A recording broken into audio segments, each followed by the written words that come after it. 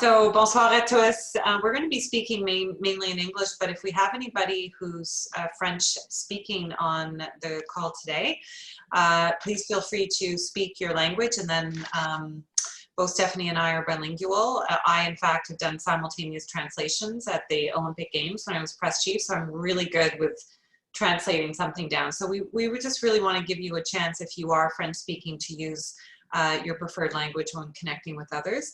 So a couple of things. My name is Dina, and I'm one of the partners at the Sport Law and Strategy Group. Some of you may know that name. Some of you may know my buddy Steve, who does all the legal stuff. Give me a show of hand if you've ever had to connect with Steve Indig at the Sport Law Strategy Group.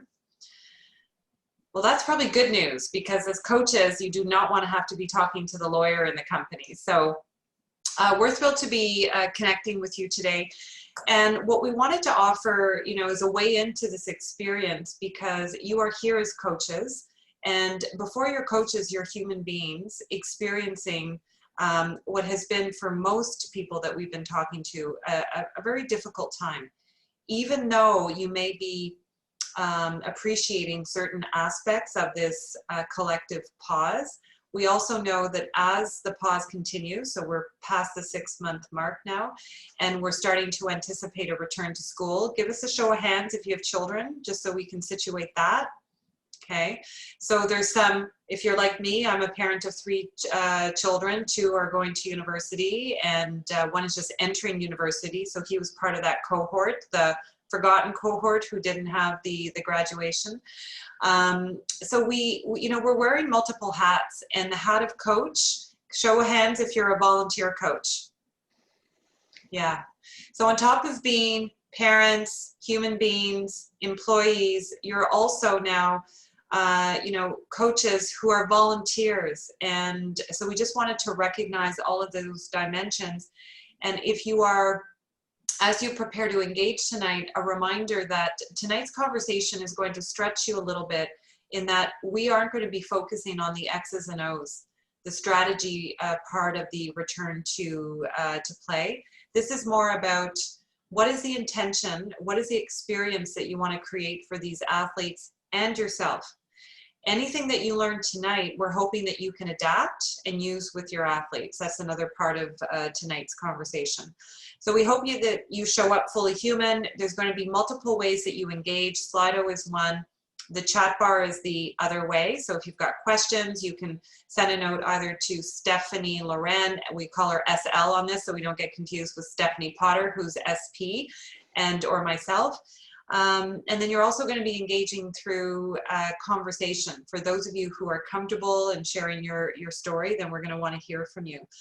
The primary reason that we've been doing these, and it's not just in your sport, for some of you, you may have experienced very, very early on. Give me a show of hands if you were in any of the conversations that I held early on around grief and loss. Any of you were on those calls? No? Okay. So Ringette was one of the early leaders who was coming out before anybody else, trying to anticipate the grief that was setting in as a result of you not participating in the CRCs.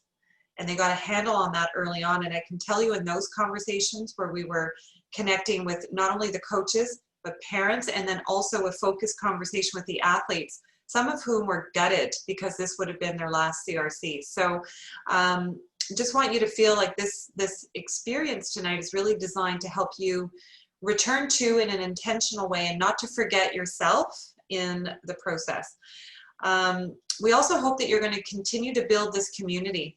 The more we do this kind of work, having these courageous conversations, the more we walk away feeling a little bit grateful that other people can relate to what we're experiencing. And that often is all we need to feel inspired and then motivated to apply even one little thing that you've learned tonight. So that's our high hope. The 3 of us have designed this experience. And then your way of saying thank you to us is to complete the short survey that Stephanie Loren has put together. And that's how we refine our approach. So thank you for that. I'm going to now build a bridge to my friend and colleague, Steph, who's been doing a lot of these conversations to ensure the mental wellness of the people who are returning to sport, to her place of employment. And we've also tested and practice a lot of these kinds of conversations with other sports. So we're hoping tonight is a really profound experience, that you walk away with some practical nuggets that you can use, who knows, even with your own family. At least that's what the word on the street has been. So without further ado, I'm going to invite Steph to kind of initiate, open us up, and we're going to do a check-in to see how you're all feeling tonight. Hey, thanks, Dina. So really great to be with you all. Yeah, so really invite you to play with us. This is really not a performance space, really very much a play space together. And like Dina said, we're really looking in, at the quadrant that, as a coach myself in soccer, when I was doing my licensing, we spent about 45 minutes on the socio-emotional, technical, tactical, for sure, physical, yeah, but the socio-emotional, that other quadrant actually that drives everything else, in my opinion.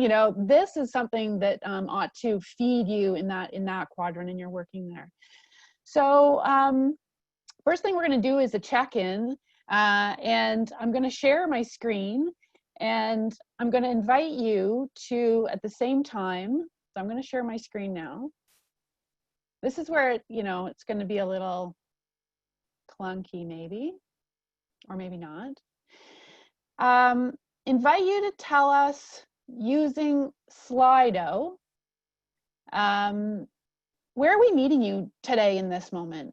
Knowing that, an hour ago, you might have been in another space, and in an hour after this, you may be another color. Inviting you to tell us, checking in with yourself right now, where are we meeting you? And as I say that, I actually have to launch the poll in Slido so that you can actually go over there on your devices. So I've launched that poll. Take a look at the colors, and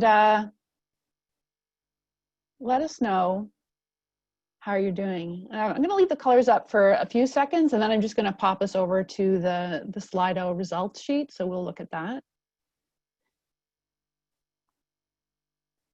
And we'll get a sense of where folks are at. So just as you're reflecting, we're inviting you to be here today and live these exercises with us in this conversation for yourselves, 100% for yourselves.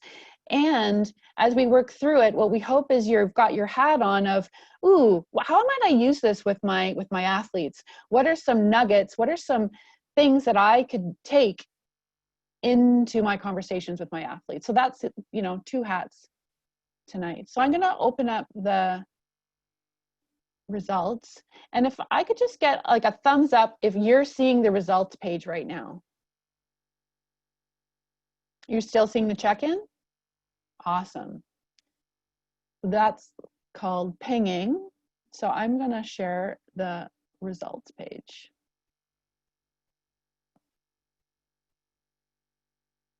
And hopefully now you can see. Wonderful. So we've had 16 people participate. I think that's pretty close to all of us, if not all of us. So right now we have yellow and green neck and neck. So we're busy, high stress. Some of us feeling a little anxious or near the limit of where we're, our capacity. Lots of folks in green, feeling productive, balanced, calm, and you don't have to have all of these words resonate necessarily. And we've got a few folks in blue, and blue can show up differently. It can be a real mix. It's in blue because there's some aspect of a pause and a slowing down energetically. So the blue is probably the lowest energetic state, and as athletes and as coaches, we know all about managing states, don't we? How do we get into that performance state, get ready for a game, and we're very much about managing your state. So think of this as a state check-in also, if that's useful. So wondering if anybody would like to just come off mute and share. We won't do this with everyone because we could probably spend 90 minutes just unpacking how everyone's showing up tonight. But I'm wondering if anybody would be feeling comfortable to come off mute and share what's behind your color. Steph, maybe what we can do is just stop sharing your screen so we don't have that as a distraction. Perfect. Then we can also see the chat bar. Perfect. Thanks. Yeah, perfect. Thank you. That's excellent. So does anybody feel, yeah, Marie-Ève. I can speak in English too, if everyone's in English. I posted myself into the green because we just about 2 hours ago got really, really good news for Timmins Ringette that we got the stage 3 return to Ringette, return to the ice. So all our members are really pumped, and Facebook is being overshared at the moment. So everyone's just pumped on the good news. So I guess that's why we went to the green for us and our emotions right now. We're on top of the line for now. And Congratulations. And then the work will kick in, and then we'll go back to blue. Blue?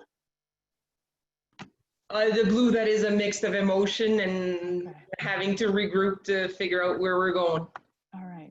Okay. Okay, great. Well, congratulations to you guys. Anybody else want to share what's happening for you tonight? What a great way to start. Your energy is shining through for everyone. I can hear someone off mute. Yeah, Taylor? so Stephanie, it's Kathy. Hi, Kathy. Yeah, hi everyone. I guess I'm on green because I'm actually on vacation. So so that's good news. And so I thought I would do this while I was on vacation visiting family, but I'm also visiting my parents, so it's a little bit of that yellow and other colors mixed in. So I have to be honest. Yeah, and how great that you can, you're bringing in the aspect of, yeah, we have our home lives and we have our work lives. So maybe the work life is nice and calm right now. You're on vacation, right? But yeah, there's absolutely stuff in our personal lives that can bring in that stuff to do, emotional triggers, stresses, whatever, right? Thank you. And we don't have to be one color, Kathy. Beautiful. Do we want to have one other person maybe share? Anybody check in either blue or yellow that wants to come off mute and share what's up for you tonight? Yeah, Bronwyn. I put blue mainly because not all of it resonates with me, but because I'm feeling like there's a lot of stuff happening, and so I'm feeling like it's kind of overwhelming. I mean, I coach but I also work for Ring at Alberta. So we're trying to organize people and things and events, and there's just so much. And so I think that's what, that was what resonated the most. Although I wouldn't say that all of those, it would probably be a mix of yellow and blue, but it's just overwhelming when there's so many things and there's a lot going on, and it's so uncertain too.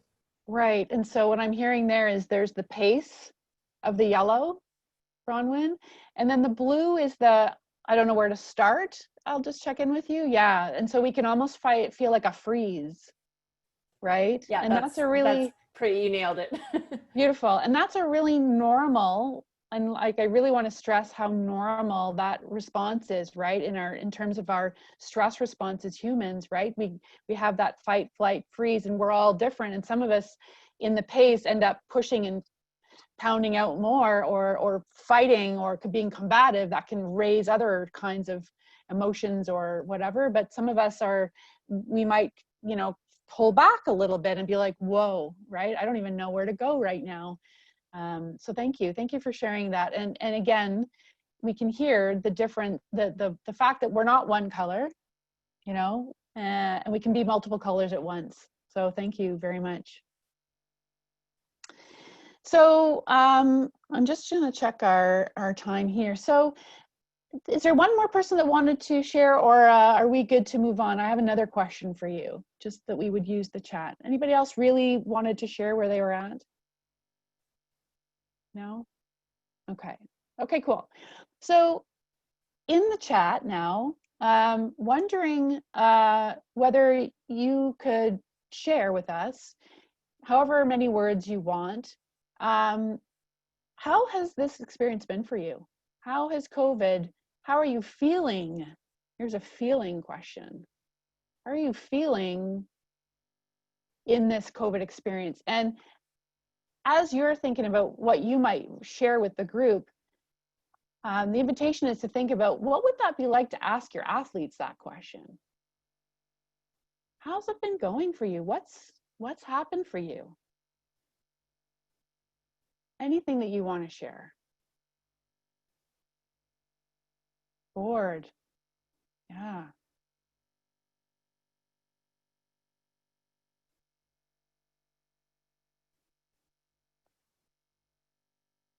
And that could be a little bit of the blue too, right? Anxious, yeah. Overwhelmed, yeah. Yeah. Yeah.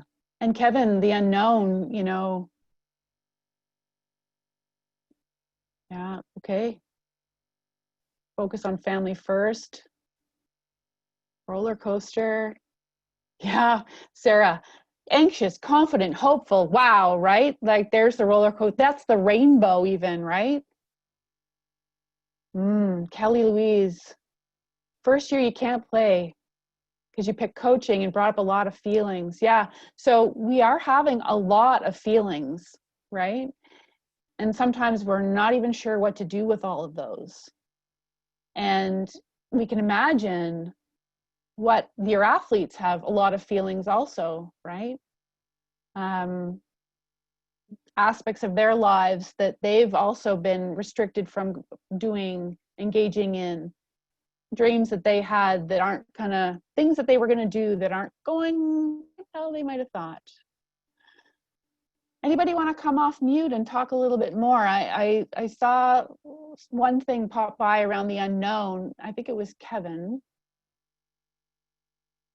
Would you be interested in talking a little bit, sharing a bit more about that, Kevin, about what that has meant for you, the unknown? Well, in Edmonton, we're starting to get ready for, we have a boot camp going for ringette. We have some ice time coming up next week to get girls ready for the season. They're thinking about evaluations, but the question that is continuous from parents and definitely the athletes is, what is the season going to look like? When can we play? What will stop us from playing? You know, just that idea is that there's so many unknowns. What will make it stop? What if one person gets sick? What if, and it just so many things. And then of course you go to the parents and they're all reading and anticipating and coming back with their own opinions as far as what the overall picture is going to look like. And then the rumors start, and now you have to put out all these little fires. Yeah. And it starts to build up after a while, and I don't think any of us know. So it's the overall unknown. Yeah, great. Excellent, thank you. Anybody else want to add to that or ping off that, or I definitely saw lots of nodding.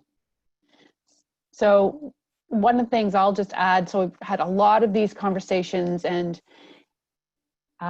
whether you're returning to a team, whether you're returning to a workplace, whether you're in a family that maybe has some folks who are immunocompromised, people that in your life that you're trying to protect. So when we're pack animals, when we're in a group, a choice for one by one is a choice for all, right? That's what this whole thing is teaching us, is that if one person isn't on the same page on your team and doesn't understand how are we going to be together, and then we introduce the virus, it impacts all of us, right? And I think when we're hosting calls in other sport areas with other groups, this is very, very, very common. What you're saying is, if there's so many layers, so many unknowns, can't control everybody's behavior. And so one of the things that we're offering is that through conversation, we can actually start to share. What am I worried about on our team? How's this been for us? And once we all share on the team, how's it been? And then what are we worried about? And then what do we need actually as a group to do we can actually start to show up better for one another as teammates, as workmates. So that's the invitation here, is to think about, you know, when you start to voice and share what you're worried about and how it's been, other people go, holy crap, I didn't know that about you, or ...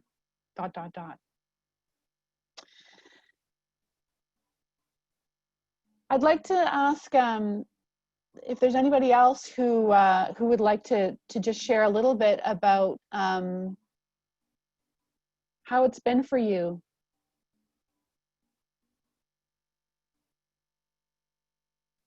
I can share. This is Sarah. And sorry, I don't have a camera. Otherwise, I would turn it on. No problem, Sarah. I've been back at work in my physical workplace for the last 2 months. I live in Calgary, Alberta. And I find it interesting because I had a ton of anxiety before I came back to work. And now that I'm back at work, I feel extremely safe, and I feel like I'm almost more protected here than I am in any public place. And I just work at a desk job at an oil company. So I think for me, it's really difficult sometimes to have conversations with people that don't have line of sight to a safe workplace. And that, because I understand the anxiety that people have about coming back to work or going back to school, because I was there too. But then once you kind of cross that boundary and see that it is actually not that bad, I think people it'll work well to kind of lower people's anxiety. I think one of the things that I'm most apprehensive about being a coach this year in particular is dealing, and I think Dina, you said this on the chat, I think dealing with all the different levels of anxiety related to COVID and the different levels of risk that people have, and the expectations for a coach to know just how to keep the kids safe is very, very heavy weight to bear. And I think it's an even more important role for us to take this year, but it's still going to be a lot for us. Yes. Yeah, and so one of the things, Sarah, thank you very much for pointing out all those things. The fact that once you pass that threshold, and you know, the unknown is the scary part. So you pass the threshold and you're like, oh, I'm in the workplace. Oh, okay. So then it becomes known again, right? And then we can start to build our known and move and our protocols and all that. So that's number one, really great. When I hear you talking about how are you responsible and how can you account for all those different risk profiles?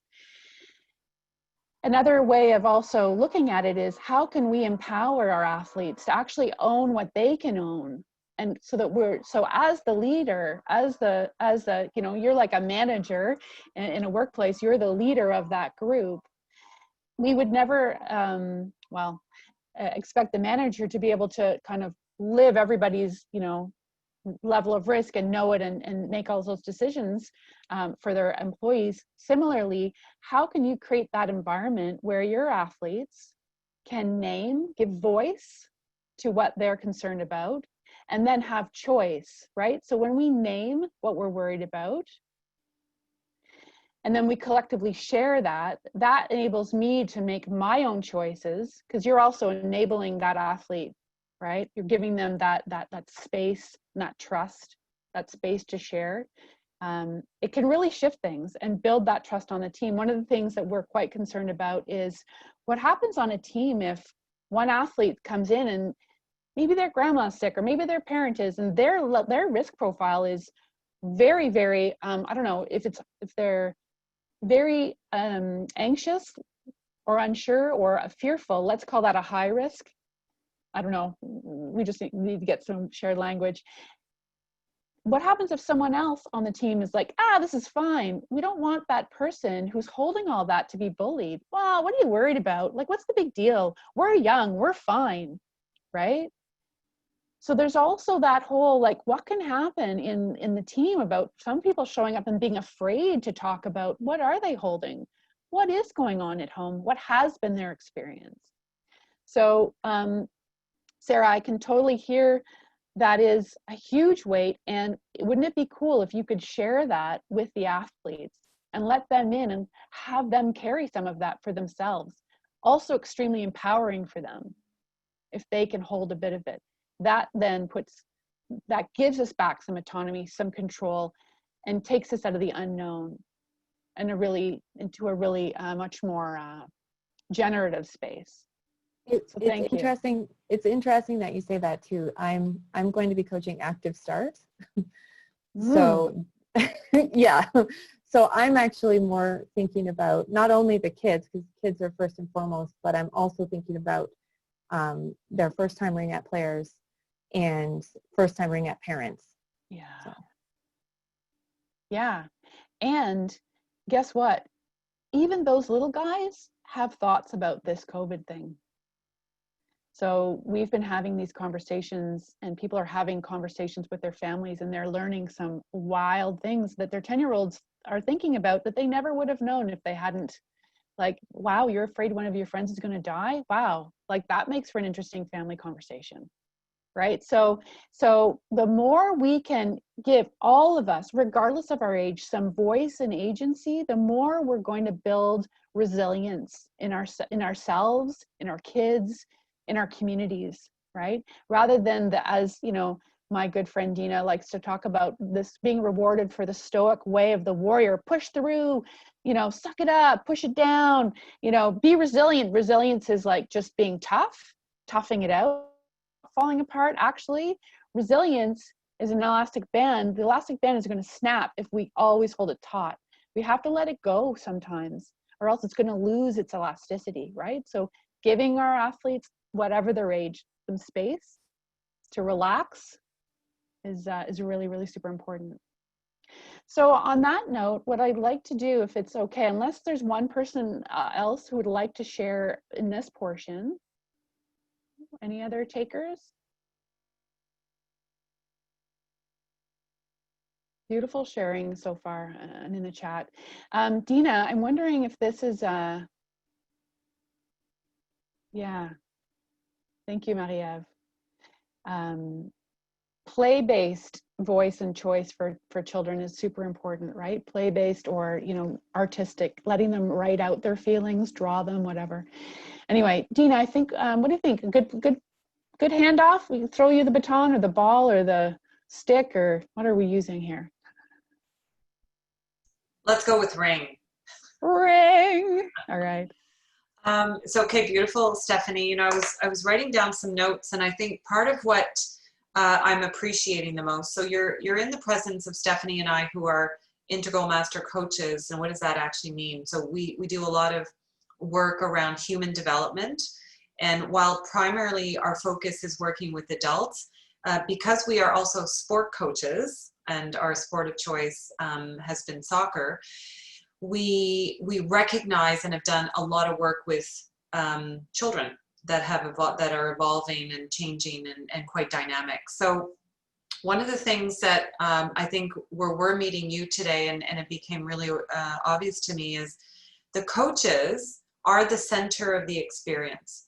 And one of the things that you're going to recognize is when your athletes come back, and I'm seeing for you, Sarah, this is like a whole new experience for these young athletes, because they maybe haven't started ringette yet.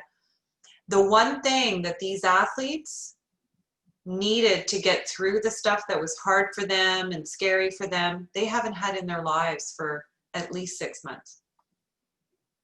And for the athletes that are returning, and I also know because some of you sent some notes for us, you have athletes who the last time they strapped on their skates, that was the last time. So you may be dealing with athletes who are in different stages of grief because they haven't been able to process or metabolize the experience. And as coaches, just like teachers, you are often the one safe place for them to be able to process that which has happened to them. So I just want to acknowledge that, because it can feel like a really heavy burden to bear, and yet you're not just coaches. You're human beings that are experiencing this, and many of you are parents, so you're watching your children go through this experience. And it's really fascinating, because when I wear my coaching lens, I can diagnose and be really present to the athletes, and it doesn't feel hard when it's my children, it's like a whole other layer of hardness, because watching someone you love suffer and not be able to have access to the one thing that's going to help them work through, which has been in your case, Ringette, it's excruciating. So the whole return to, you know, and the anticipation of coming back, it's a lot for you to hold.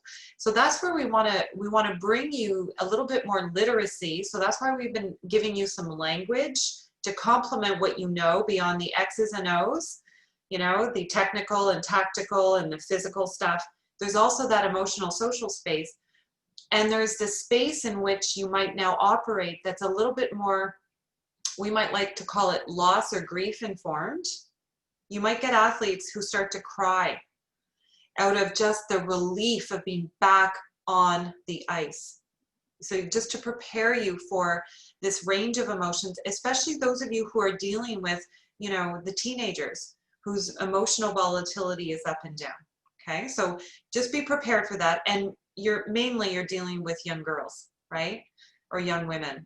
Like you may have some boys that are playing your sport, but vast majority are young girls and women.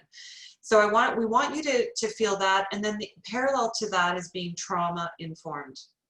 As Stephanie was sharing with you, some of you may have experienced trauma, right? Which can be this very difficult experience that you've gone through that has a cognitive, a spiritual, an emotional, you know, effect on you.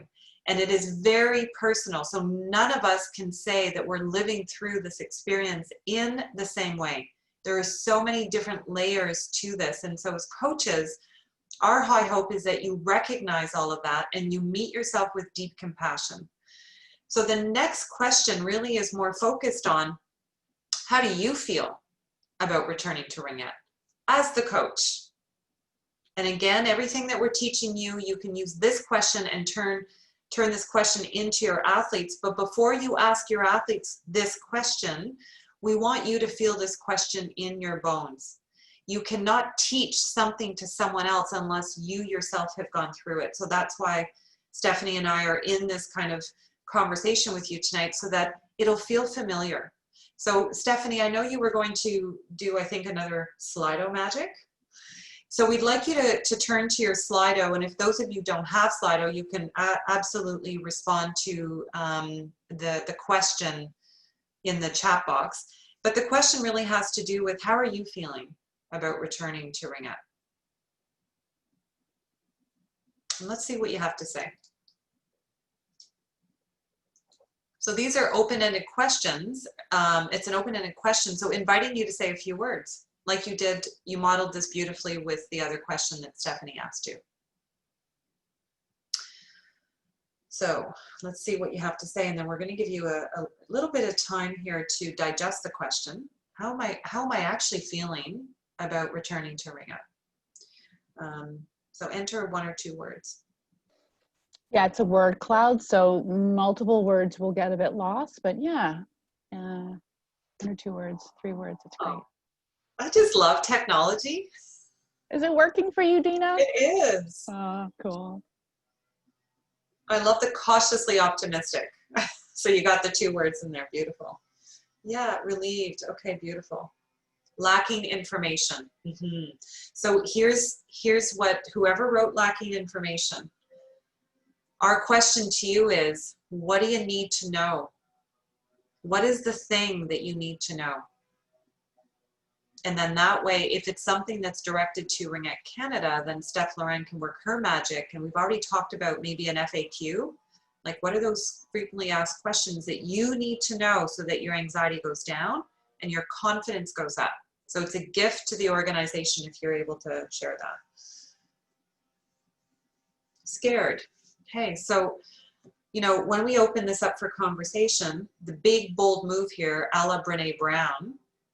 If anybody wants to know a little bit about Brene Brown, she's a bit of a researcher, just a little bit, who specializes, I say that tongue in cheek, in vulnerability.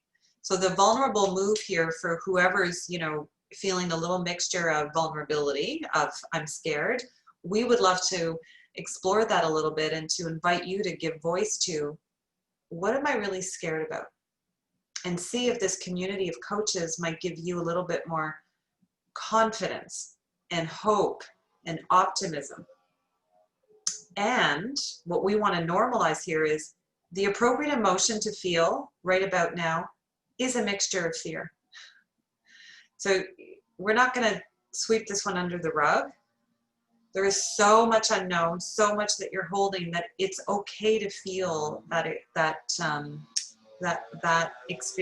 emotion. We would often say that's where you need to meet it. So Steph, do we want to press, pause on the cloud, or I guess we just see it here. We don't need to see it on your screen. So so I'm curious, whoever wrote, let's start with relieved. So what is it about returning to Ringette that has you feeling relieved? Whoever one of you maybe have shared that. What is it about the return to that's got you feeling relieved? I'm super curious about that.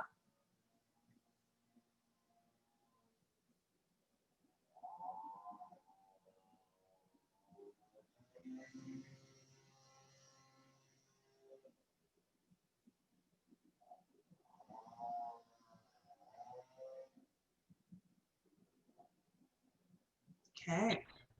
Tina, I wrote relief, but I saw someone else did, so I was waiting for them maybe if they wanted to speak. But I can just give you a quick glimpse. But I'm feeling relief that things are finally moving, I guess. I know they're moving at different stages across the country. But I guess on a more personal level, I took my son to the arena for the first time last week. I think we were on a phone call for this meeting, actually. Yeah, that's right. And I think he had a lot of anxiety. I had a lot of it, like different anxieties, but definitely there were some unknowns and how is this going to look? And when do I wear my mask? And when don't I have to wear my mask? And he's 10, so to give you some context. And he went to the rink and he played his game and, got on the ice with his hockey friends and socially distanced and just skated and did drills. And it was the happiest I've seen him in 6 months. And so that relief as a parent and then as an administrator, that even though it looks different than what we're used to, it's still okay. And, there's different levels of that anxiety. And I think it just, for me, I saw it go all out of his body the second he took his mask off, put his helmet on, and went out. Yeah. That's mine. Wow. Okay, that's beautiful, and thank you. I think Taylor, I'm not going to read that now because I'm going to focus on the conversation, but I know Stephanie P is going to be focusing on that. So Steph Lauren, what you just modeled there so beautifully is the squirrely brain, right? That can happen, like when we're in states of anxiety, we go to, as Stephanie said, fight, flight, freeze, and then our brain takes over, and we want to try and decomplexify something, and so we go to past history, right, to make sense of what it is. So we're either future focused and then we're scared shitless because our kids' lives and our parents' lives and the world's lives are at stake. Or we're like somewhere in the past longing for something and searching for something familiar so that our anxiety starts to dissipate. But our bodies don't know anything other than to be here and now. So if we can do the hard move of just starting to focus on the things we can control, and we do our best possible effort to meet the situation where it's at, and we practice some breathing to bring our bodies back to the here and now, because that's what the bodies are longing for. And the only language, coaches, as you know, that our body understands is the language of movement and breath and presence. Our bodies don't know anything more than being here, which is why the return to breath is so critical as an intervention when you're dealing with someone who's in a heightened state of anxiety.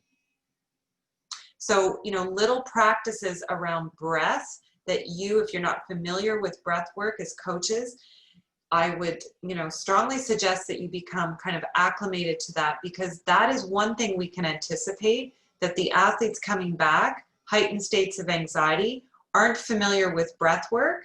So Sarah, for you and the little peanuts that you're going to be welcoming, we're going to learn about doing deep belly breathing today. And that's going to make sure that our bodies are strong and comfortable and present. the more we can normalize that, especially with kids. And then how do you repurpose that from a high performance mindset? When you're a high performance athlete and you've got 2 minutes and 34 seconds left on the clock and you're down by 2 and you come back to score, you know, two goals. I'm thinking of the women's, you know, national team that beat the Americans in that beautiful match at the Olympic Games. You only do that because you're able to connect back to your presence and your body. So any of that work, Steph, Lauren, that you can do around that and normalizing that with the kids is going to be gold for you, that they can repurpose throughout their time. That's the emotional, social, somatic is the word that we use for body awareness as coaches, that you're going to be equipping these kids with a life practice.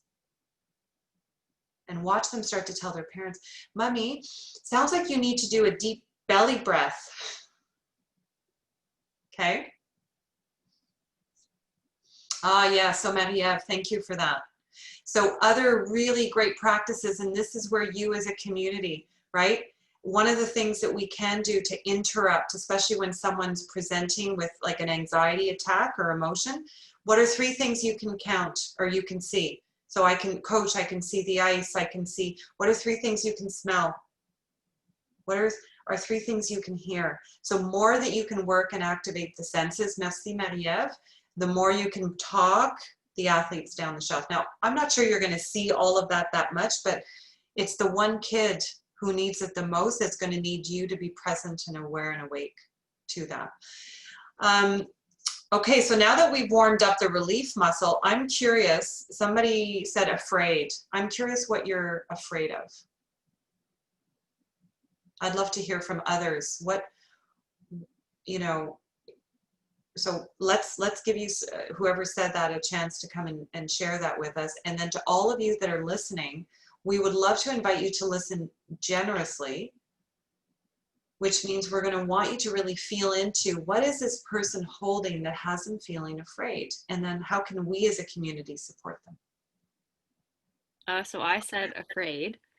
For me, it's just, I'm scared of like how I'm going to balance coaching with my job as a teacher working in the schools and also doing stuff with my church, and then keeping my grandparents who are immunocompromised safe, because we're responsible for like looking after them at home and making sure they get groceries and stuff like that. And just like, I have a lot of fear of what other people are going to think because of my choices.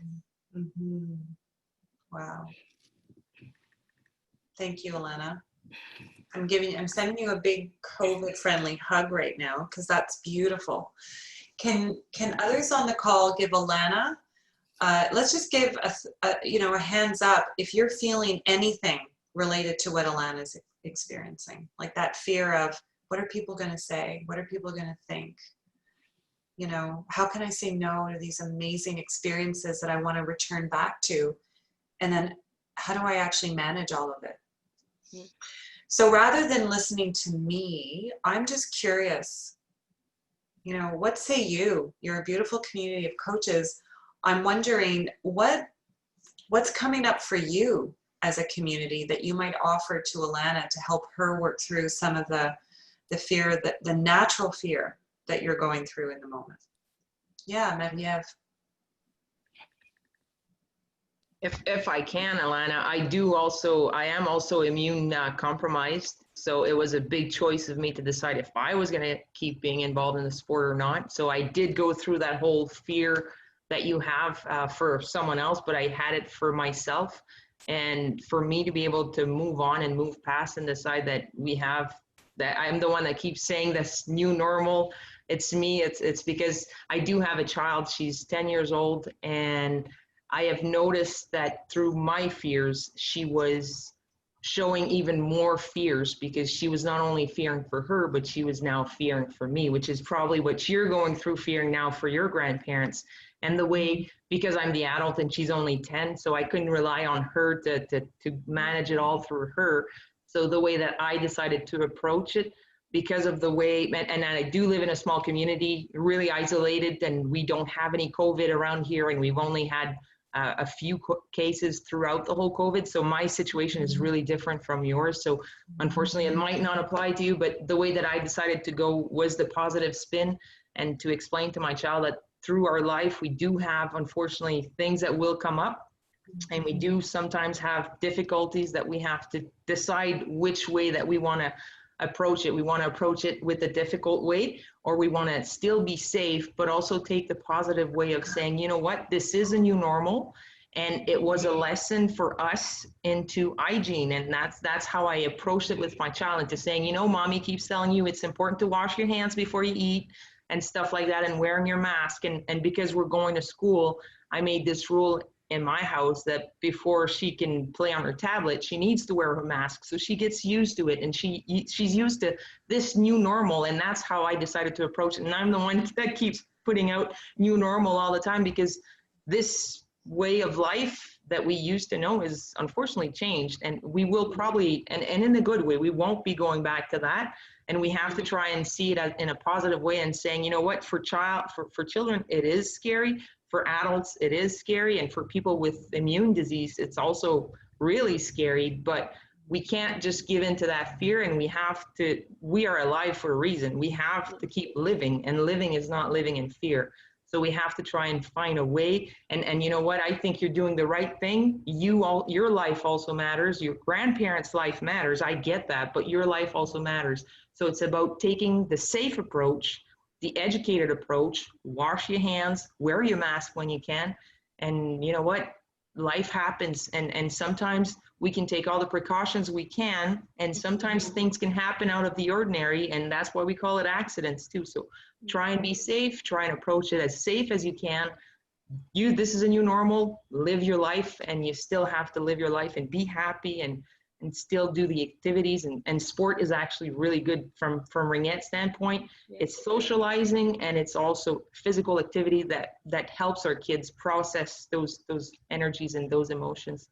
So that's my 2 cents for you, Alana. And I really admire that you are actually thinking of not just yourself, you're thinking about the other people. And I think that's the whole thing with the mask, and that's how we are approaching it here. Being in a small community with no COVID, actually we have the issues probably reversed from other bigger places. We have people saying that this was just a hoax and there's no COVID in our region and we don't need to wear a mask. And we have that whole approach that locally as an organization, we decided to approach with the safe way of saying everyone has to wear a mask, because this is also imposed by the health unit. We decided to make it fun and to providing bandanas for all our kids that they can put on our face easily and put it back in and put them back out without having to handle it for our coaches. So on a coaching standpoint, for other association, it might be something you want to look into, providing the masks to the kids and put it as a bandana that they go on the ice, they put it down, they don't need the mask to play, but after they just push it back up with their finger and problem solved. No handling of maybe disease for other coaches, and this way we all stay safe. It's all about safety. That's our number one here. It's safety. But new normal. We have to be able to adapt and move on. That's my 2 cents for you, Alana. Thank you. Alana, what was that like receiving some of Maviev's amazing, list of things and the mindset? You could feel the mindset that Maviev adopted, and then acknowledging the fear for her child. And then also, once children know something and then they're like, oh, we've got this, we can do this. What was that like for you, Alana? Well, for me, it was like, I want to cry because I have people around me who've been saying the same thing. And like trying to shift that mindset has been really hard for me. Even though like I keep working on it, and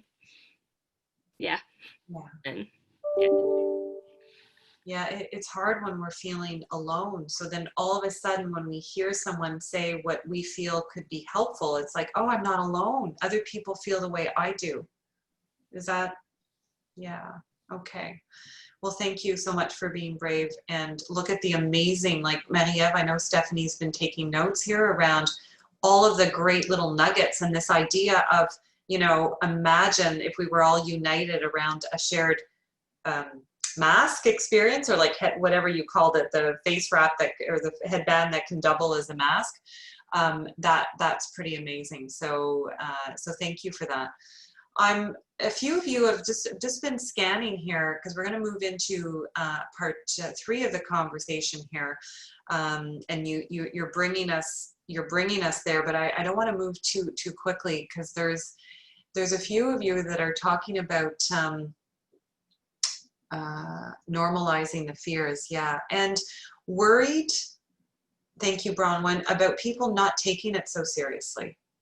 So you get some athletes, and Stephanie Potter spoke about this earlier. You have a group of athletes, they're like, no problem, this is easy, we've got this, what are you worried about? And then you have others who might be living with, you know, elderly people or immunocompromised.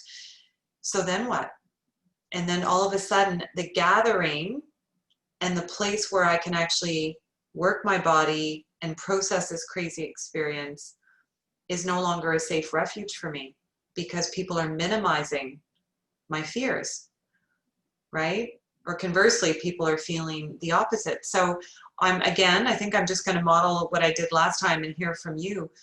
In what ways can we support Bronwyn by, acknowledging that? What might be either practices or statements or like an ethos that you can ensure everybody's on the same page so that we stay safe? Because if we're not safe, as Marie-Ève shared, none of this is going to matter. We're closing the rinks again if we're not safe. So what say you? What's coming up for you as you take in Bronwyn's really important point that some people aren't taking this seriously enough?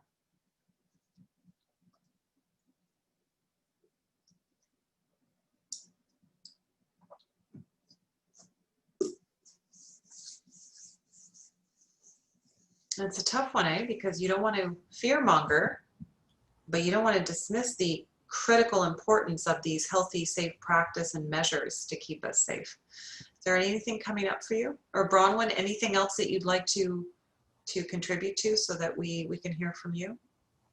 I mean, for me, I think it's each time I try and think about explaining it, I find 3 other tangents of things that also apply. But I mean, what I think about is, the not even so much the individual athletes, maybe. I think about a few select, this is hypothetical, but I think about people who are denying that this is a problem. Oh, this doesn't help, this doesn't help. Well, we still do have policies and procedures. And I think that, I mean, what Kevin has said in the chat about communication is going to be huge. I think leadership and modeling is going to be huge. And I think that wherever that leadership comes from, whether it's going to be the local associations, the provincial body, the whoever's, I don't know how it's going in every province except my own, really. Yeah. But I think it's going to come down to saying what we're going to do and then doing what doing what we've said we're going to do. And unfortunately, I think in some cases it's going to come down to some enforcement and people realizing that and I don't like saying that, but at the same time, we have to make it clear that we're putting our athletes' safety first, and that extends to the rest of them. And so I just hope that everywhere is going to have that kind of support and that kind of leadership to follow through on this. Mm-hmm. Yeah, Bronwyn, thank you for saying that. Stephanie and I also have children that are involved in higher level soccer, and I'm not sure we received, like, in some parts they were really, really good. So, the drop off, what used to be the kiss and cry station is now drop off. There's the mask, there's the hand sanitizer, there's a COVID check-in. So all of that stuff has been kind of well established now. But here's the thing, just like it became normative to, put helmets on in hockey and ringette over time. And we started to get more sensitive to, shifts in rules, for instance, to make the sport safer. We are human beings, are quite adaptable. So, and I love what you said, we have to show up consistently. We can't be sanitizer one day and then, oh, it's no problem the other, because that will create more confusion, which will create more anxiety. So the more that you as an administration, and Bronwyn, I feel the multiple hats that you're wearing here, but consistency in delivery and execution is critical here, because if you don't, the risk is, you become a story. Because somebody else said, and what happens if somebody gets sick on our watch, right? So you don't want to be that organization that has been complacent in this. I'm wearing my press chief hat here. And as coaches, you become the enforcers, and maybe that's not something, that you signed up for, but know this, that you as the coaches now, you become the enforcers for a code of ethic. Take it as a code of ethic, right? Like, we're going to treat the safety precautions the way we would expectations around, not spitting on each other, or not, verbally abusing each other. So if you see, Bronwyn, if this helps, if you pull it up to a higher level of value, and this is a matter of principle that honors our values as an organization and as a community, does that help at all? Do you think? Yeah, I mean, I think it can. I think I'm also just, again, probably with my sport administrator hat, and maybe a bit to the extent with my coach, but I always think of the worst case scenario and how to deal with that, not because I hope or really think it's there, but I think that's just the responsible thing to do, is you have to be ready for it. Oh yeah. And We so call that risk management, Bronwyn. yeah, exactly. And little buzzwords, right? So I think I'm apprehensive because I just don't know what to expect, and I find that really challenging for my personality, first of all, but also as a sport administrator, it just makes me nervous to not know what to expect, and how well I think people are going to comply with all the rules, and how many people are maybe saying, oh, you're being a stick in the mud about this, or don't worry about it, why are you overreacting? And there's always those power dynamics, and there's just always so much going on, even behind the scenes. Mm-hmm. Yeah, Stephanie, I think you want to share something. Yeah, I think just scanning the chat, there have been a few comments now. We're really talking a little bit about the system, right? Who's holding you? What is holding you, folks? So you're holding the athletes in terms of, care, anticipating. Who is holding you? And there's been a few comments about we need strong leadership. We need strong directives, right? We're going to need some accountability.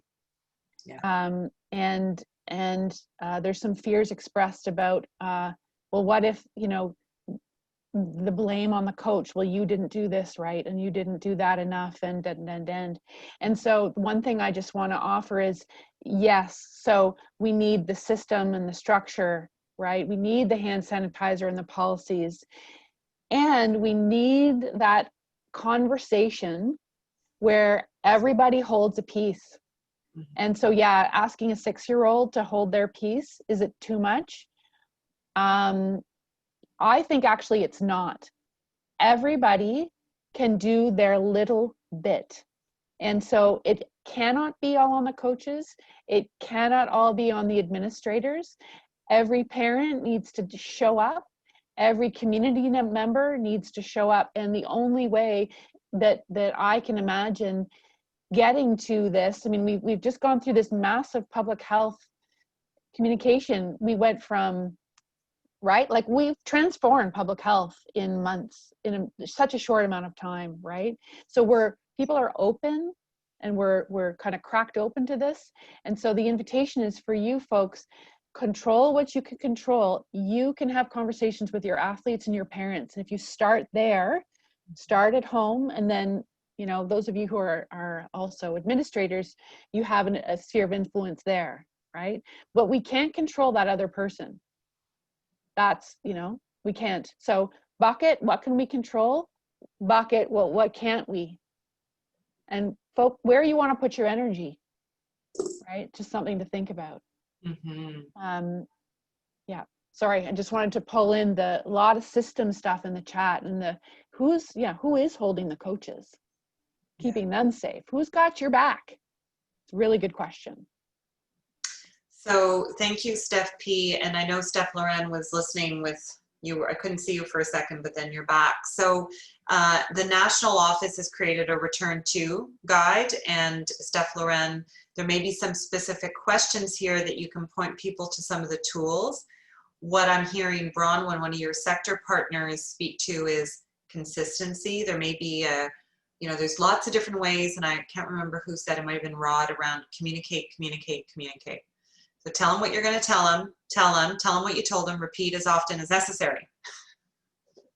Okay, so, and once you do that, then Bronwyn, it's better to have apologized for being a bit too strict on this one than to apologize for not.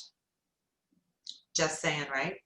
I'm fully on board with that. I just, I completely agree with that. And it's just, people are going to have to just deal with it. And yeah. I'm just not always looking forward to some of the, it's a code of ethics. I'm not doubting. Yeah. I'm not doubting the decision. I'm just. There can be lots of creative things. And I think Marie-Ève has already thought about that. What are creative ways that we can get the athletes to own this? Because once people own shit, then they're more likely to enact it, right? So Amber, I think you wanted to offer something. Yeah, I just wanted to say, in a way, I kind of look at this not that different than concussions. And I know that sounds maybe kind of weird, but in my pre-coach meeting with my parents and my kids, I have a big spiel of like expectations of them. And I talk about concussion protocol. And why I'm telling you about this is because there is a concussion protocol, there's backing, there's training, there's all this stuff. I know I have all the support in the world if I have a kid that has a concussion. And last year I had a concussion issue with the family, and they pushed back, and it honestly wasn't enjoyable. But in my head, I'm sort of relating this whole situation to that, because we're going to see that happen, where kids aren't going to be wearing their masks, or they're going to be doing things, and we're going to be catching them. And then what are we enforcing, and is it up to us to enforce it? And I think, unfortunately, it probably is up to us coaches to enforce it. And it's funny, because on one hand, I'm like, I don't want to be that person. But then on the other hand, I'm like, but I do it for concussion. I do it for their safety. And this is for their safety. So is it any different? And I think that we just have to really have a good speech at the beginning of the year and make sure, and if it means these parents need to sign a paper that says, whatever you're saying, coach, goes, and I will follow it. And so if my kid's not wearing a mask, maybe whatever. I mean, whatever that's going to look like, I don't know. Maybe do it for how you think. But I think our associations, and maybe I don't know for sure, but I'd like to think my association would back me, or they're going to come up with some kind of protocol for that if people aren't adhering to wearing masks or not socially distancing, or whatever that's going to look like. So I don't know. That's just my 2 cents. Okay, so thumbs up. I'm going to be bringing us to the next question here, because I'd love to hear from you on what are ways that you are already planning to support your athletes. I just wanted to honor, and I think that's been echoed here, so fantastic analogy, because this is what we do as human beings. Remember, we go back into history and go, this feels familiar. Yeah, on a whole different scale. But I can tell you, having been in the sector 28 years, concussion was like for wusses. We were asked to play through this as a soccer player. So the whole idea of normalizing something and saying, remember how we used to feel about concussions? We don't want to be that coach or that person. So that was a beautiful analogy. And the idea of getting buy-in and support at multiple layers is what you're speaking to. So the athletes are going to sign a code of ethic, or a code of COVID, the COVID code, where they come in and they're like, yes, we are all in this together. And if we want to keep playing, we have to be smart about how we engage. And the parents are involved, the coaches are involved, the association is involved. So Steph, Loren, there's some really good nuggets here around ways in which you're too small as a sport to go it alone, and to figure this out on your own. So that's part of why Steph, Loren, and Ringette Canada has brought you together. Okay, so here's our last question before we invite Stephanie P to kind of take this home and ask you what this was like for you, and also to give you a few nudges for next week's conversation that we're going to have with a whole bunch of people. your counterpart. So we're really curious about what are ways that you can support your athletes to ensure they are feeling safe, secure, supported emotionally, physically, mentally. So so if you can take a few moments, and like you did the last time, just let us know what are some of the ways in which you're doing this, and let's see if we can learn from each other.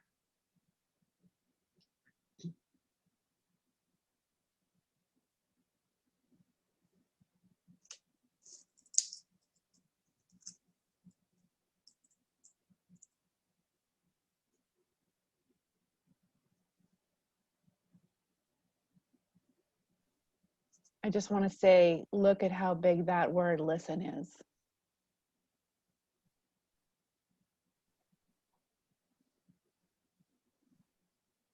It's hard.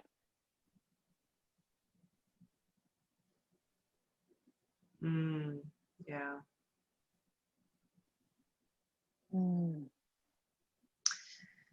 So, you know, if you scramble the word listen, does anybody know what it spells?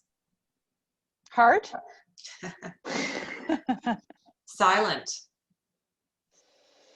So to listen generously means, you know, you can start with the powerful question. So our high hope for you in your first practice back, that it has nothing to do with the X's and O's. It has everything to do with pairing them up in dyads and having them exchange with each other. You know, what was this like for you? What was the best thing about being with your family during COVID? And of course, depending on the age and everything, what was the thing that was hardest for you? Because beyond the X's and O's are little human beings, or, you know, bigger human beings that you are there to nurture and support. And if the objective is to use Ringette as a tool to enable growth and development and resilience and courage and like amazing human beings, then this first conversation, this welcome back, please let it not be about X's and O's.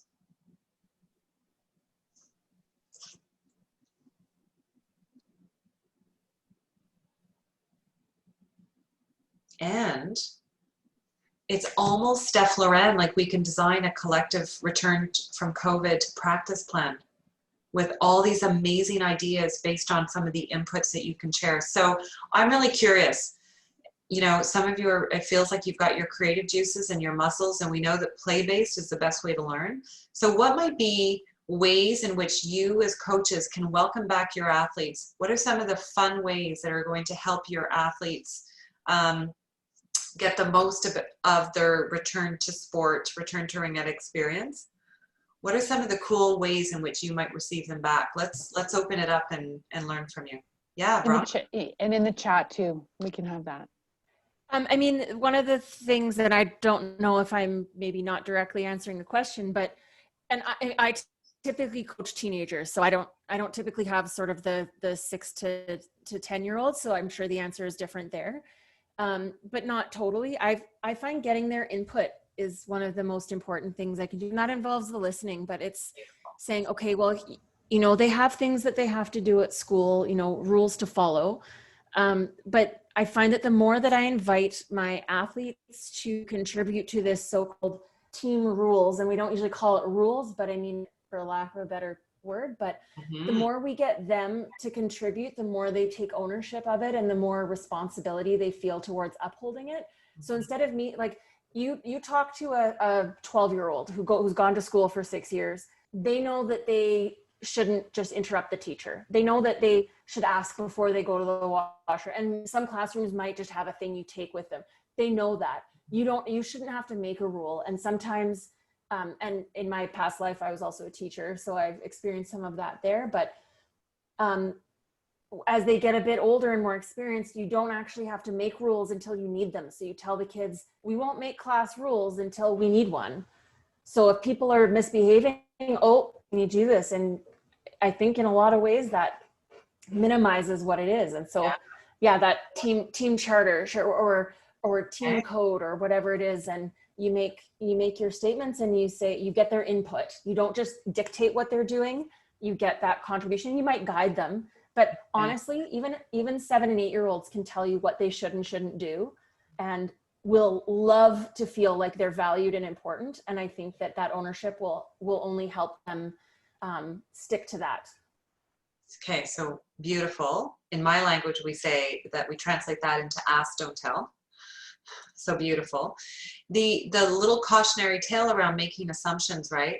Like what I would offer is we cannot make assumptions as caretakers of the experience that everybody sees the world the way we do. And many of you spoke to that, like Bronwyn, I think you were the one worried that some people may not take this so seriously. So one thing is to codify, and that's what you're speaking to, of the things that are the must-dos, and not assuming that everybody's comfortable or aware with the must-dos. So I love, love, love that. Who else? What other ways in which you can ensure that your first welcome back or the first few experiences are, you know, amazing for both you and the athletes?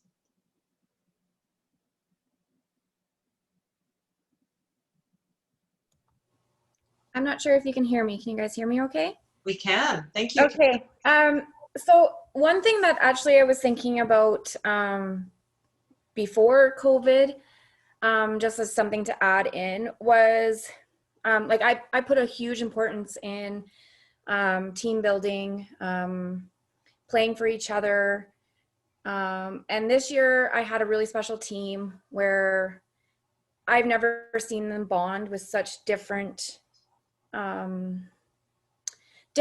types of personalities. They were very much like that. And I think one thing I thought about bringing into it was talking about things that made them different and then things that made them the same, like their love for the sport, and how the love for the sport could create a bond, which therefore would create a safe place, create support for each other. Mm-hmm. And I think it'll be more important this year having that, just because that support's going to be, like you said, the stress. Some people might be concerned about their family at home, and some people might not think this is a big deal, but to be able to support each other on and off the ice is going to be more important. Yeah. And yeah, that's kind of just my thing. I thought, like, if you brought up, okay, well, how many people like to read? Okay, put your hand up. Okay, now how many people like to go running or camping or whatever it is? And then how many people love ringette? And then have them put their hand up, and just to look, okay, well, you can all be very different, but still have a really strong common ground on something that you have a passion for. Yeah, beautiful. Fantastic. Okay, great. Any other, we've got a few more minutes here. I'm curious to see if I'm looking for my True Sport Halo, Steph Loren. I was just going to say, has anybody heard of the True Sport principles? Oh, well, ringette is like all over it. Yeah, they're the mother of all true sport. So in what ways can you activate your individual and collective commitment to true sport in the, keep it fun and play fair and respect others, like using the language that is already so alive in you? And if you can COVIDify your commitment to true sport in a unique kind of way, it's already stuff that's within you, right? So time for a couple more. Is there other kind of cool practices? Often we look at music. Is there ways that you can inject music inside your practice as a welcome back that might be, there's been some fun COVID type music things that might be fun for the, Marie-Ève. Well, before COVID, in my association, we had started to promote a lot of the word we use was ringette family. We use that word pretty widely here in Timmins, into saying that even if we all live in different houses, we're still a family and we still care for each other and look out for each other. And by doing that, we had implemented, I know I've seen someone from Ringette Canada on somewhere, but they used to have what they used to call those colors. They had the green, the red, the yellow, and they had bandanas for when kids were able to achieve certain skills. And we sort of used that program and reintegrated it. Instead of just using it for the little kids, we use those principles of colors, but we mixed it in with the younger. This year we definitely can't because of the cohorts and because of COVID, but it might be something that can be doable inside of cohorts, and creating color groups instead of creating teams. We can say these are the blue ones. And when you do, like for us, when we do activities, we like to bring in different activities. Like I know I had seen, I think it's Sarah that was saying she was working with the younger ones, what we call bunnies in the Ringett Slingo in Ontario. And one of the things we do, we bring on a beach volleyball. We put it onto the rink, and they have to play soccer with it. So they both have to stand up, because at first it's one of the main issues with bunnies, standing up, and learn how to balance on their skates. And then to kick off the big ball, well, they have to stand on one skate, and then they have to kick it to, so they can have a different sport than ringette. And it's fun for the kids to not only be brainwashed into one sport, and it's a way of bringing fun games like this on the ice, and definitely age appropriate. Like we have kids from bunnies all the way to open and Timmins, so we have to adjust. Especially teenagers are not going to find it cool if we bring little baby stuff on the ice, and we're going to be told. But every level, we bring in activities that are different, but also emphasis on the skills without having to be mingled in together. This is the main thing for COVID, will be to find games where we can keep our distance, but bring it and make it fun for the kids, and still work on the skills, but they don't, it's not obvious that we're making them practice on the skill. Like we have, for example, for the older ones that are a little bit more skilled with the ring, well, we put bells on the boards, and then they have to move on from one station to the other, and then they have to hit the bells before they can move. We made some sort of a obstacle type of exercise. That's how we're starting the season for us, and we're trying to get the kids to not be stuck into their own team that they're used to. We're trying to keep it within the cohorts because we have to, and being a small association, basically cohorts are going to be age levels. So we're going to try and get the kids to mingle with each other without being assigned into a team. And this way we're gonna try and enforce what we've been working on into the family feeling, and enforcing the kids to try and say that, you know, we are a ringette family, and it's all about helping each other out. Some people are more sick than others, and some people are stronger than the others, and it's all about lifting each other up. Sometimes the sick one can help the strong one, and sometimes, you know, brains can be better than strength, and you try and emphasize and bring in positivity, and that's what we're trying to do for the season. Like all kinds of games.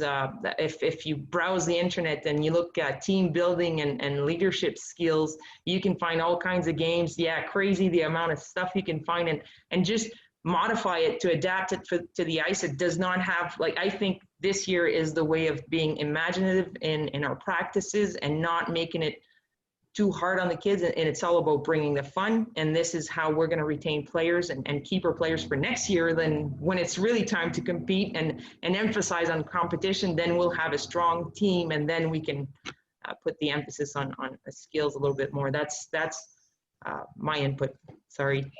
Beautiful. No, don't apologize. It's fantastic. So all of that beautiful green energy that you had, Marie-Ève, at the beginning of the call has informed that creative space, because that's what this complexity, you know, I'm going to hand it off to Stephanie Potter in a moment. This really challenging time that we're in requires new energy, and all of that energy that got us to this point in time is not the energy, the mindset, the heart set that we need to get us over there, right? So there are some, it's uncomfortable right now because it isn't familiar territory. So if we can borrow things that feel familiar, that bring us a sense of security, because if you aren't feeling safe, it's really hard to self-actualize. So let's agree that the return to this year in this experience, if your athletes leave the rink feeling secure, connected, inspired, know that that's enough for this moment right now. And you are so valuable to that. Like, the role that you play is making a difference in the lives of all these kids, and they need it now more than ever. And you cannot support them unless you're oxygen mask on yourself. So So as I move to Stephanie Potter, my last little invitation is, Stephanie Potter and I traveled to Nicaragua to build a school. And one of the things that Stephanie has heard me say over and over and over again is, I am one, but still I am one. I can't do everything, but still I can do one thing. So hopefully tonight you've walked away with one thing that's going to inspire you, maybe make you feel a little bit more confident, a little less alone or isolated, so that you can continue the work of inspiring these future amazing women and maybe a few boys in the process. All right. So it's been my pleasure to connect with you today. This kind of work is so deeply meaningful, and so deep bow to Steph Loren and her team at Ringette Canada, and to all of you for taking time out of your insane schedules to join us this evening.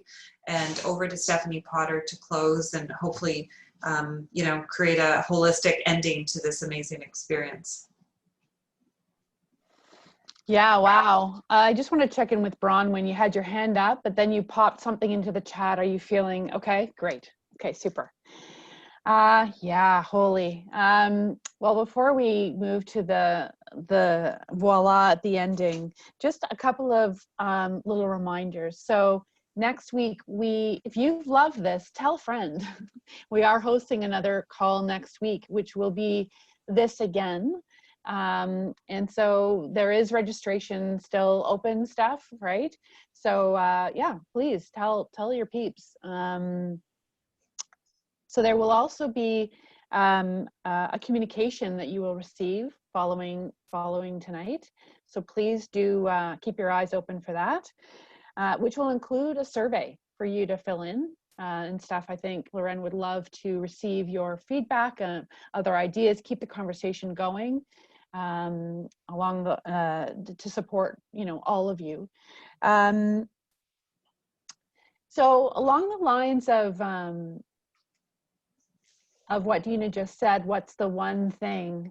One of the things that we do as integral coaches is as I hope that you can feel, we're all kind of in this energetic space together, right? And so we checked in together and, opened up, shared some of ourselves, maybe in a different way than we would normally.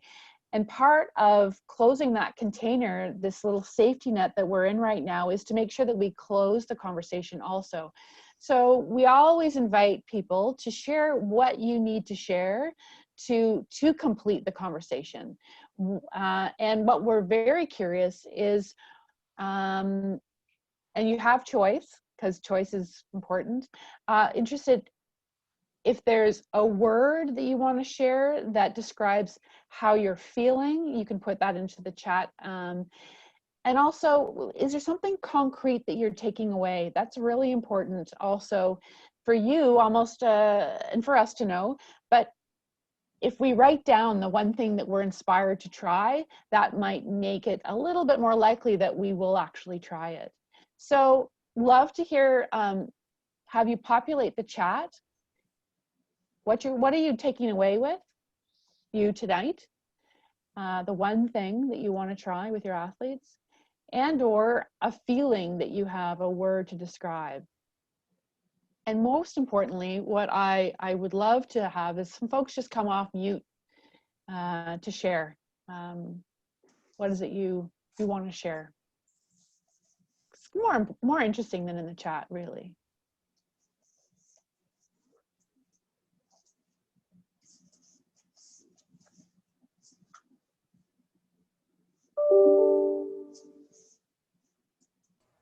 Yeah, I think we all have the same goal in mind, and that's to Kevin's point, is that we're looking out for all of our athletes, and we want to make this as easy as possible on them.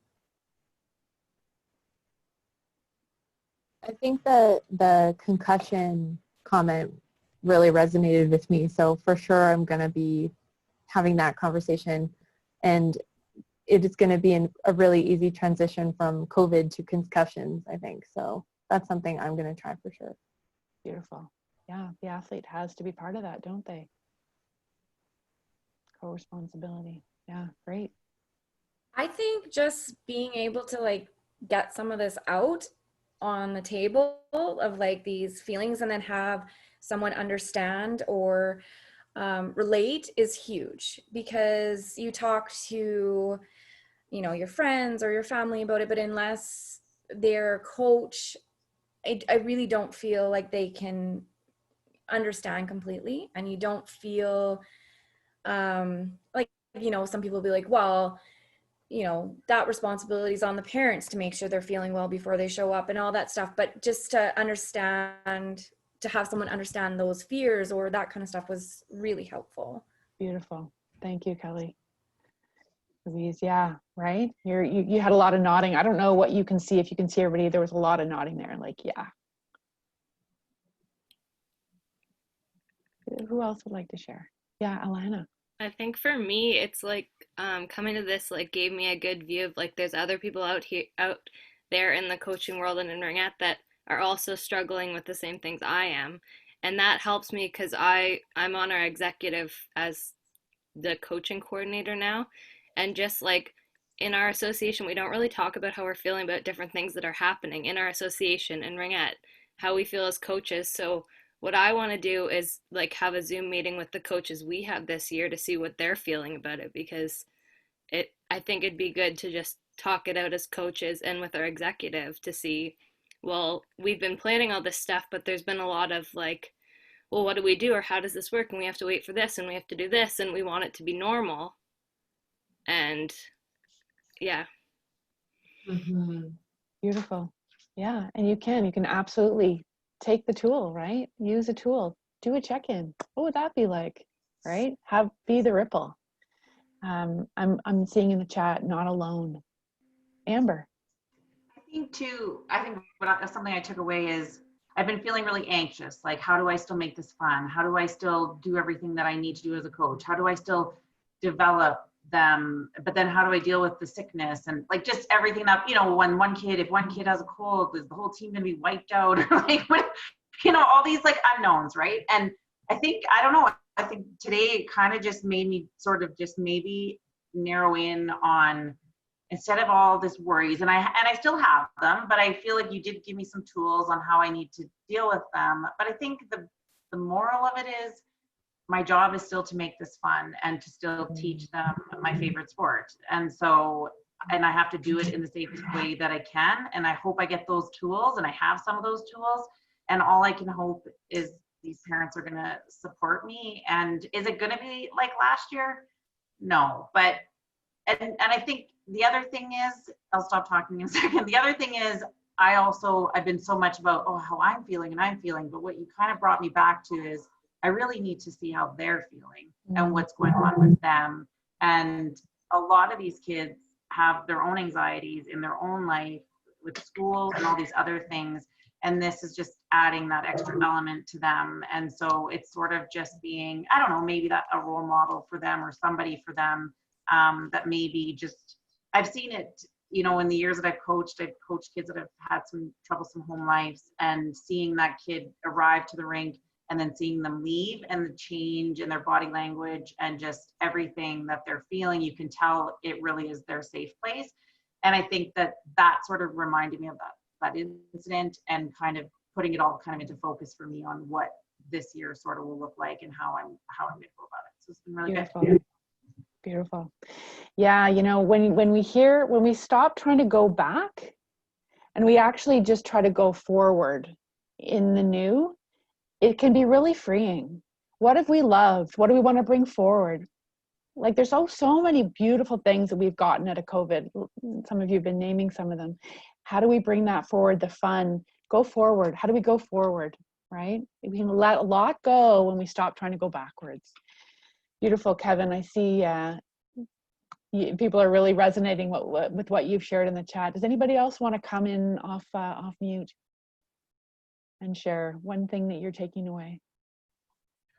Well, I can go on. Like, I coached in the NRL, and for me, it's the athletes want to be there, but it's also it's so unknown with everything, and listening to Alana talk about her feelings, and it's just like I'm thinking about how am I going to get these girls prepared for the season coming up, and even though it's an unknown season, but I wasn't even thinking to the aspect of the fear of their anxiety coming into it, because we haven't even had tryouts because they said the NRL season's canceled, and it's just trying to figure out all these different motions. But now I can see why athletes haven't responded to anything, because they might be like, I'm just thinking ringette X's and O's. Like we've got a coaching staff of 5 or 6 people, and I'm the head coach, and I deal with a lot of the X's and O's.